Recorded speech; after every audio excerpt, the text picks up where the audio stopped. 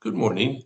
This is John from the Springs Mennonite Church, and I'm really happy to be with you here today. Here it is, the middle of the week, and I've been talking about statements about God. So I have one today that comes out of the book of Exodus. It's two passages. I'll read the first one, then I'll read the next one.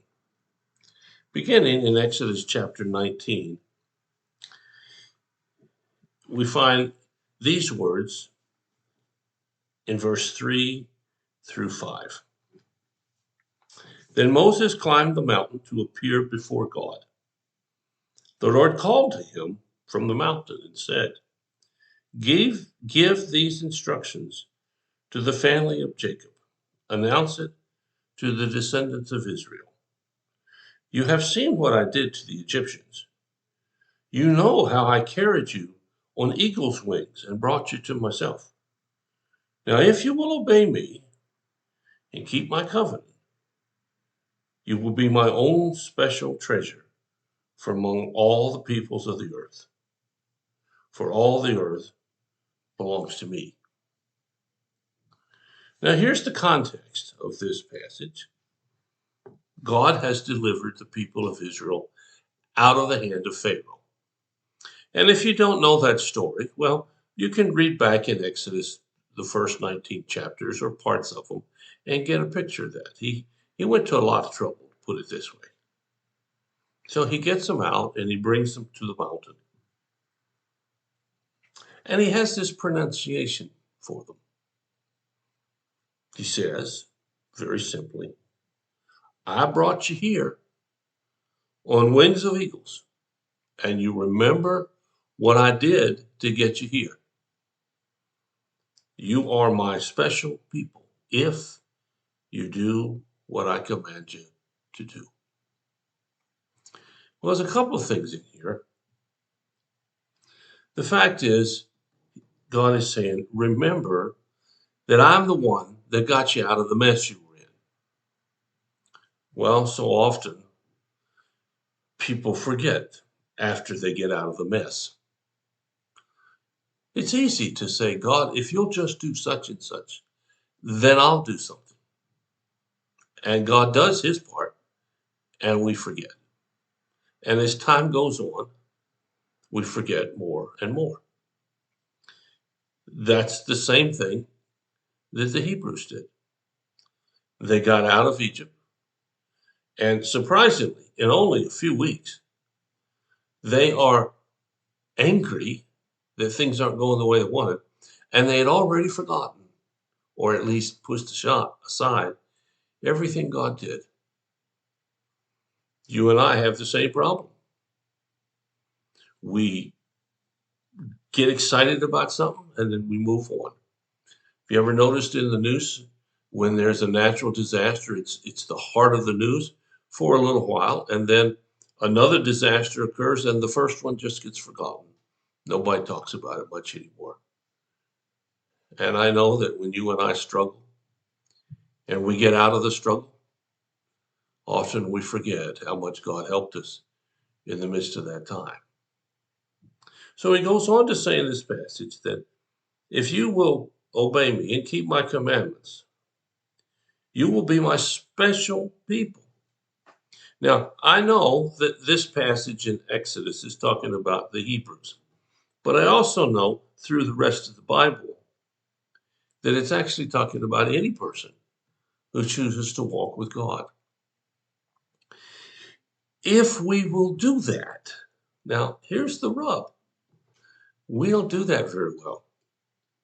At least in our culture, we don't like being told what to do by anybody. Little kids revolt against their parents. Teenagers revolt against their parents. And when they get to be adults, oftentimes they appreciate the parents' input, but they just ignore it. And the crazy thing is, the parents did the same thing when they were going through life. We just don't like being told what to do. But God does tell us. He says, you have to obey me. Well, nobody tells us to obey anything. Hey, we can't even obey stop signs in a lot of places. How are we going to obey God telling us not to do this with our lives? I mean, let's face it. We are as the Bible calls, a stiff-necked and stubborn people. Oh, I know. You're not. Of course I'm not. How could I be if I'm giving all of these devotionals? Well, we'll just chuckle a little bit and realize we're aiming the gun at ourselves. And then this other passage that I wanted to share comes from the next chapter, Exodus 20, where God is giving what we now call the Ten Commandments. And he says this: I am the Lord your God who rescued you from the land of Egypt, the place of slavery. You must not make or have any other God but me. Well, I suppose we could say God didn't deliver us from the land of slavery, but that presupposes we're not in bondage to something. And I think we are. I think we're in bondage to a lot of things. People are in bondage to eating, and they eat so much that their health suffers, and they get on the verge of death, and they still eat. Why, I've seen people who have lung problems that they have to use oxygen, sitting around with the oxygen tank, still smoking. That's a slavery. I've seen people who have sworn up and down, this is not anything I'm going to do, and then they do it. We have people addicted to all kinds of things.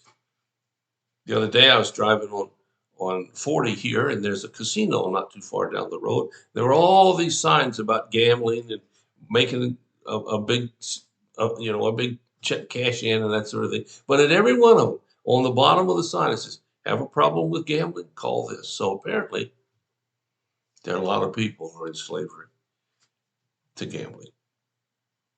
So when we look at these two passages, what do we see? What's the statement about God? Well, first off, he's pretty particular. He wants your attention. And if you're not giving it to him, okay. But that doesn't change him wanting it. And then the second thing is, if we do give him our attention and we do commit our lives to him, he calls us his special people. Man, it's one thing to be my dad's special favorite. It's a whole nother thing to be God's. And God, unlike my dad, has room for everyone to be special. And that's what he wants for you today, this particular special day. He wants you and me in order to guide us and direct us and to bless us. Will you think about that? I don't know how your life measures up. That's for you to decide and you to determine. I can't do that. But I do know that if we don't let anything else come before us or come between us and our God, we're going to find a different kind of joy and contentment than what we've ever known before. Well, give it a good thought. If you have a question or a concern, tell us. We'll do whatever we can as fast as we can to help meet your need.